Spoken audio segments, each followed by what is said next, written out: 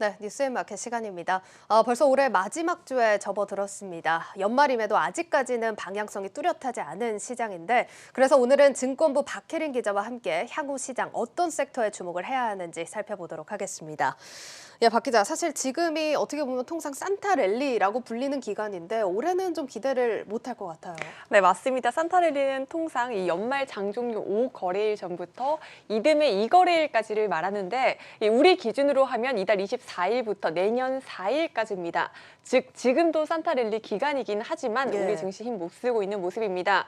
또 연말에는 일반적으로 거래량이 줄고 한산하기 때문에 내년 유망 종목을 삼아오는 기회로 삼는 게 좋을 것 같습니다. 예, 또 위기 속에 기회가 있는 법이니까요. 자, 그럼 어떤 업종들 내년에 유망할까요? 네, 전문가들은 내년 반차 버스에 기대를 걸고 있습니다. 반차 버스, 뭐 줄임말 같은데 어떤 겁니까? 네, 반도체, 자동차, 메타버스를 의미합니다. 예. 한국경제TV가 주요 증권사 리서치 센터장들에게 내년 증시 전망에 대한 설문조사를 진행을 했는데요.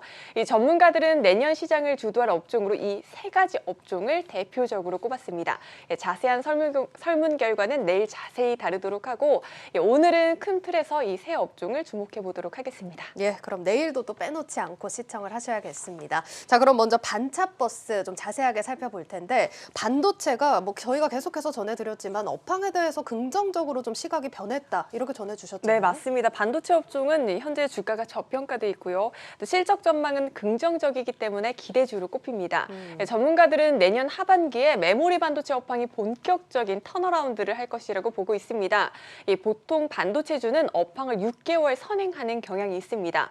따라서 업황 개선 기대감은 올해 말부터 내년 초 이 주가에 반영될 수 있다고 보고 있는 겁니다. 예. 또 주요 기업들의 올해 실적이 시장 기대치를 넘어서면서 이 데이터 센터에 대한 투자 필요성이 지속적으로 높아지고 있는데요. 이 서버 수요 증가가 또 반도체 수요 회복을 주도할 것으로 예상이 되고 또 반도체 공급 부족 강도도 완화될 것이란 예상이 나옵니다.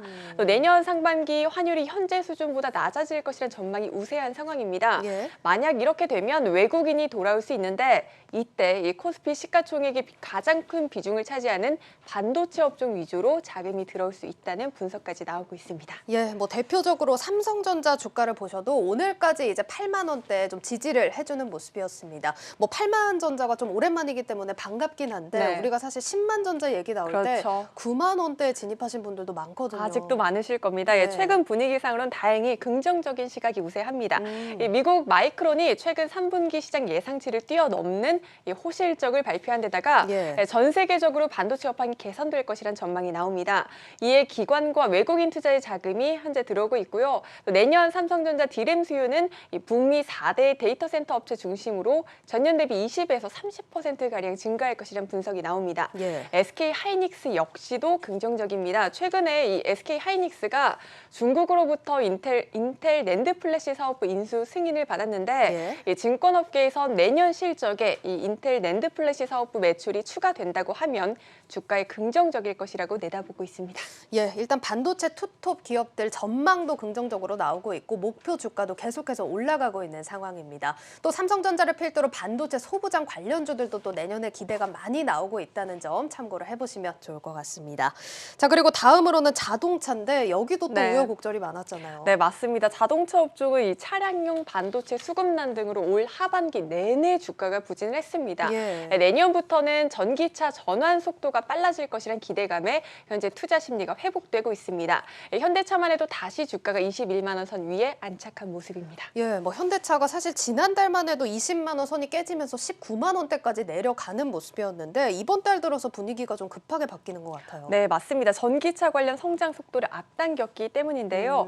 최근 현대차는 2026년 이 전기차 판매 목표를 약 100만 대에서 170만 대로 상향 조정을 했습니다. 예. 이에 따라 현대차의 내년 전기차 판매 목표치도 22만 대로 올해 대비 57%나 증가했습니다. 예, 지금 일단 판매 목표치를 올린 것만으로도 좀 이런 상승세를 보였다라고 하니까 좀 어떻게 보면 기존 시장 점유율이 그렇게 좋진 않았나 봐요. 네, 맞습니다. 이 현대차 그룹의 기존 전기차 판매 목표 기준인 2025년 100만 대 초반 기준으로 보면 예. 전기차 시장에서의 점유율은 6% 수준에 불과합니다. 예. 현재 내연기관차 시장 점유율에서는 8% 후반을 차지하고 있으니까 이렇게 비교해 보면 점유율이 훨씬 낮죠. 예. 시장에선 미래 성장성에 대한 부정적인 시각들이 나오던 상황이었는데요.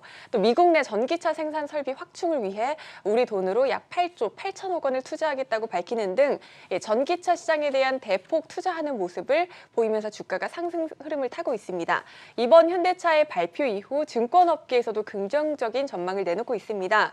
유진투자증권은 이 미국 전기차 시장 점유율 확대는 정체된 업종 주가 상승의 전환의 방아쇠가 될 것이라고 봤고, 하나금융투자는 본격적인 전동화 목표와 또 구체적인 실행 계획이 공개가 되면 주가 상승에 추가적인 촉매로 작용할 것이라고 분석을 했습니다. 예, 뭐 현대차를 중심으로 자동차 업계는 이렇게 전기차를 중심으로 또 성장이 예고되고 있습니다.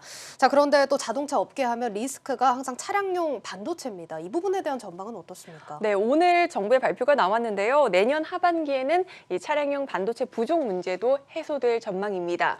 정부는 오늘 차량용 반도체 수급 불안에 대해 단기적으로는 이 신속 통관 등을 통해 긴급 대응하고 내년 3월 차량용 반도체 국가 로드맵을 발표하겠다고 밝혔습니다. 예. 이에 따라 정부는 차량용 반도체 부족 문제가 내년 하반기 중에는 해소될 것이라고 내다봤습니다.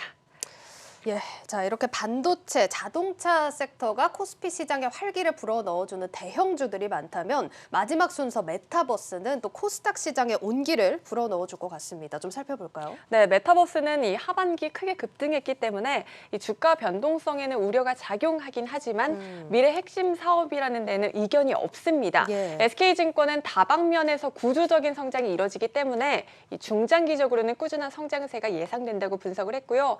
다만 올 한 해에는 이 메타버스의 매만부터도 사실 주가가 급등을 했잖아요. 내년에는 옥석 가리기가 진행될 것이라는 의견도 나옵니다.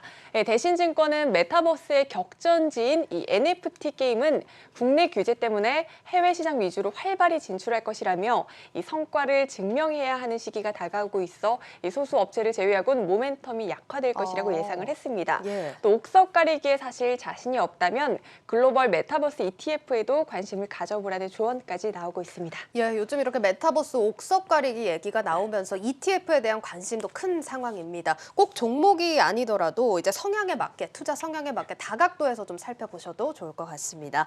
자, 박 기자, 그러면 이제 올해는 네. 잘 갔지만 내년에 좀 부진할 만한 업종은 어떤 게 있을까요? 네, 앞서 말씀드린 이 반차버스와는 달리 예. 철강과 원자재 등 인플레이션 수혜주로 주가가 올랐던 시클리컬 업종에 대해서는 비중을 축소해야 한다는 의견이 나옵니다. 예. 글로벌 통화 긴축이 빨라질 경우 기대 인플레이션이 하락할 수 있기 때문입니다.